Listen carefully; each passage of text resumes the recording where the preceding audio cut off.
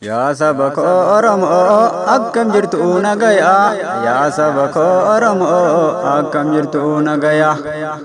Dhaamsa wahiitiin qaba qalbiin irraa dhagaya. Dhaamsa wahiitiin qaba qalbiin irraa dhagaya.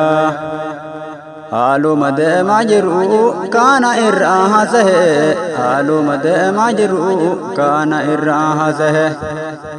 Ifa malee na godha yoo kaballeessu tahe. Ifa malee na godha yoo kaballeessu tahe. Dargiin didiisaa dhufe didiisaa lixe innis nu maarre hedduu lalaan nu fixe malleen burraaqaa dhufe dargii kaachise biyya nu saamuu fide harmee yaachise rabbiin giddii hin qabu biyya nyaachise irraan dhufe ilmaarame illeen kufe ka itti aanu maqaa sabaatiin kore faallaa ideebee saba fiitiin lole karoora rakaabadee akkan taane ta'e akka itti deemu dhibe kophaa jaanjahe warri karoora jibbe biraa dachee kuu walumaan hallayyaa afaafii gahe tinqila kaase ka oromoon ol ka'e suuraa isaa guggube hiriira bahe sila oromoon taphatti gabroomasee kaleessa yuu kennatuu mataan udhee qoradhu seenaa waan akaakayyuun keete gaafa dhufe oromoo cabsuuf galaana cehe cabsuu miti humaa cabee dache kenne biteete gutti lafaan nu dhehe gariin gabroomus gariin gabroomuu dide bosona seenee qabsoo finiinsee fide tinqila roorroo miidhaa diddaa gootuwwan baalee dhombir irraa bobahe maqaa jiraatiin sabni awwaalaa bahe akkaan ta'e akkuma maleenuu tahi har oromoon mirga gonfachuu danda'e sochii qabsootu bakka kanaan nu gahe lallaba gootaa rabbiin haqaa dhagahe qabsaa'e meeqatu oromummaadhaaf bahe achiin hafe yoom tokkochi nuu dache warri irraa hafe ka lubbuun as gahe waliin mufiidhaan kunis addaan faca'ee qabsoo qeerroon diina mo'achuu danda'e dhaabni siyaasaa martuu alaa dacha'e caayaa sabaa oromoo jedhee mogga'e haa gubatu warri nu qoqqooduuf ka'e.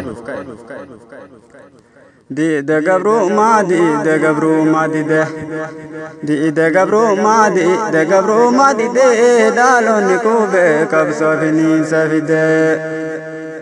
Ija hawaasa goota biyyaaf dhaabatu qaaroo hawaasa goota biyyaaf dhaabatu kaanu ijaarte rabbiin si haa jaalatu tokko lamaami warra qabsaa'ee maraa ka oromoo fi oromiyaan dhaadatu muumicha taate oromoo naa gammadu nama haqaaf deemu rabbiilleen hin gatu duru iftaahii fi akka nuura aduu Saba gabroomsuun gubboon gowwoomsuun atuun eegi jabaadhu asirra haa dhaabatu.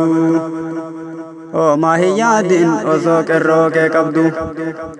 Oomaa hin yaadin osoo qeerroo kee qabdu sii dura duuna abshir kophaa hin haftu.